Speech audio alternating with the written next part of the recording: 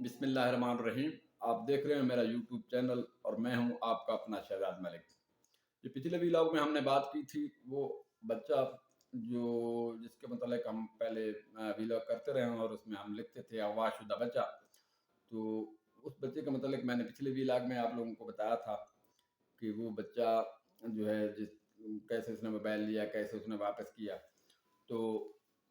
اس کو بات ڈرانا دھمکانے کی ہو رہی تھی، تو اس میں اس کو یقینی طور پر ڈرایا بھی گیا ہوگا اور اس سے موبائل اور ایک سم برآمد کی گئی، ایک سم نہیں ملی۔ پھر وہ بچہ اپنے بیان میں لکھتا ہے کہ جناب وہ مجھے کیونکہ ڈرایا گیا تھا، مجھے دھمکیاں دی گئی تھیں، تو میں ان دھمکیوں کی وجہ سے اور اپنے ماموں کی وجہ سے، ڈر کی وجہ سے میں یہاں سے قید آباد چلا گیا۔ اچھا جی، وہ بچہ یہاں سے قید آباد چلا جاتا ہے اکیلے، بغیر کسی کو بتائے، اور وہاں پر وہ کہتا ہے میں اڈے پر رہا اور وہاں پر میں رو رہا تھا، تو مجھے ایک بندہ ملا اور وہ بندے نے بتایا جی میں لاہور میں ہوتا ہوں، آپ اگر چاہیں تو میرے ساتھ لاہور آ سکتے ہیں۔ اچھا دیکھیں جناب، وہ جو بندہ اس کو وہاں پر ملا اور اس نے پوچھا بھائی کیوں رو رہے ہو، تو اس نے پوری کہانی سنائی کہ جناب اس طرح میں نے موبائل لیا ہوگا، مجھے اس طرح تشدد میرے اوپر کیا گیا، مجھے دھمکیاں دی گئی ہیں اور میں جناب مجھے خطرہ ہے کہ مجھے جناب فلاں بندہ مارے گا یا میرا ماموں مجھے بےزتا کرے گا، مارے گا، تو میں اس کی وجہ سے جو ہے نا وہ گھر سے بھاگ کے قید آباد آ گیا۔ ابھی یہاں پر سوال یہ اٹھتا ہے کہ وہ بندہ چاہے وہ کوئی بھی ہو، اس نے یقین پر سلیمان کے کچھ نام بھی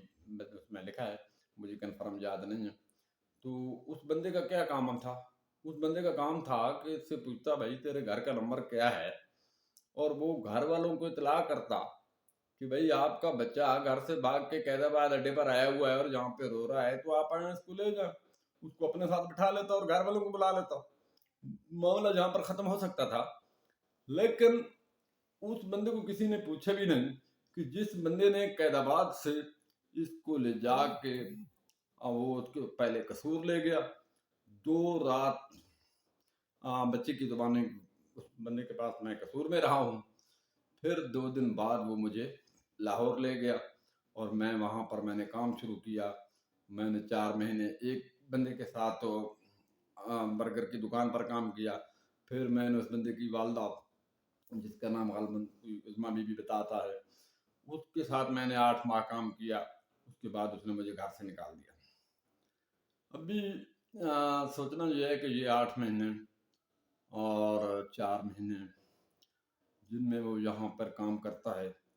ان لوگوں کو بھی جس نے بتایا ہوگا میں گھر سے لڑ کے آیا ہوں، ان بندوں نے اگر 4 مہینے یا 8 مہینے اس کو اپنے پاس رکھا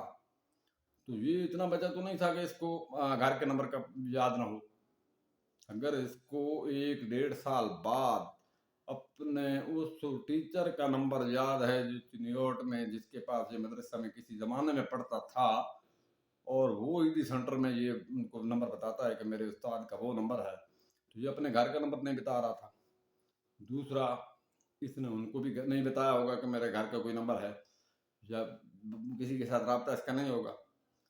تو یقینی پر یہ سوال اٹھتا ہے کہ یقینی طور پر اس کا رابطہ ہوگا، اس کا رابطہ گھر میں تھا، بغیر رابطے کے وہ بچہ اس طرح نہیں رہ رہا تھا، کیونکہ وہ بچہ جو ہوتا ہے بچے کا تو دل بڑا نرم ہوتا ہے،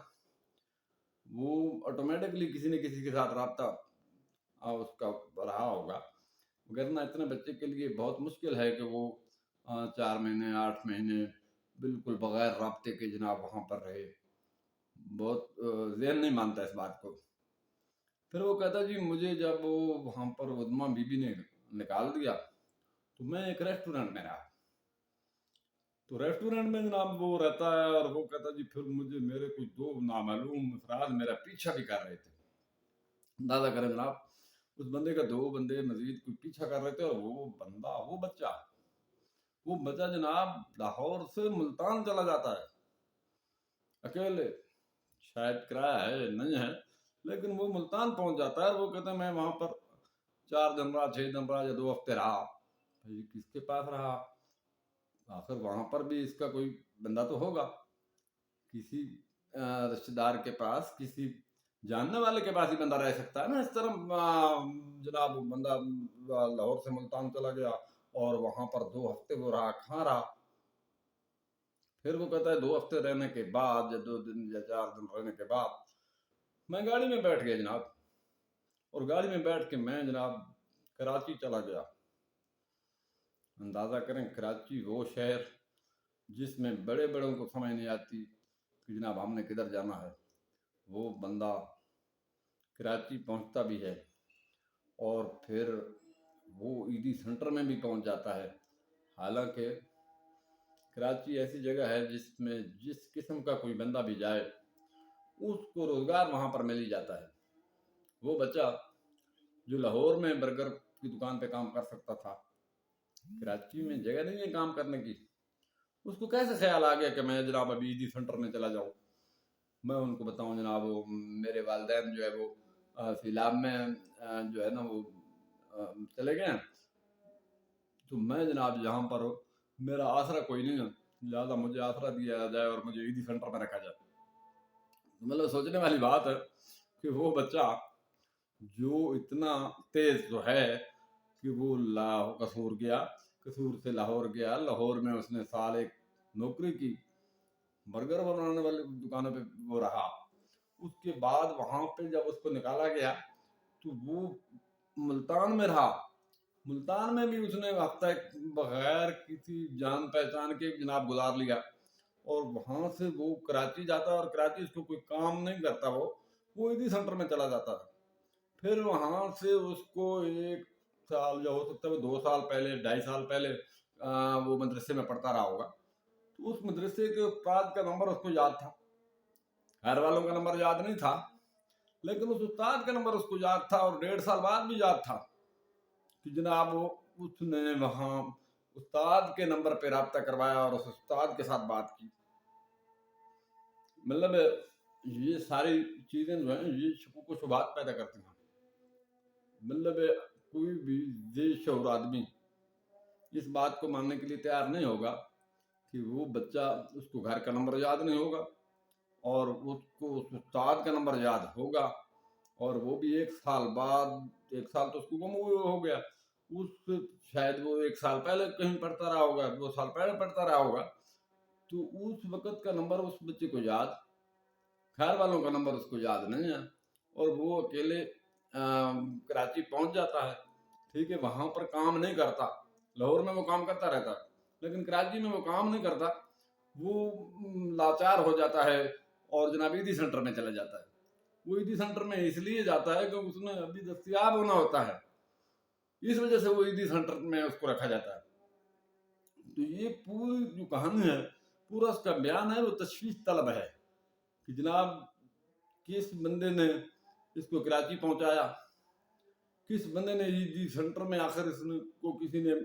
جمع کرایا ہوگا. یہ اکیلے نے اس کی بات پہ یقین کیا ہوگا نا،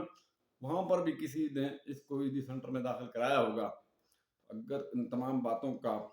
پتہ چلے تو یقینی طور پر اس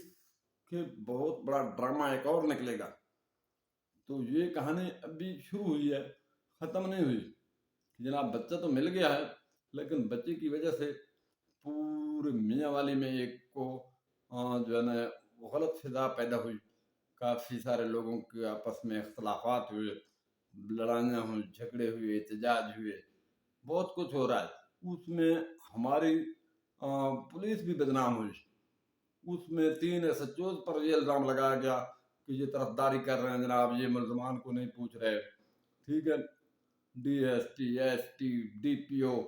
سب کو اس میں رگڑا گیا کہ جناب یہ لوگ ایک بچے کا بچہ گم ہے اور یہ جناب کوئی جو ہے نا اس پہ ایکشن نہیں کر رہا،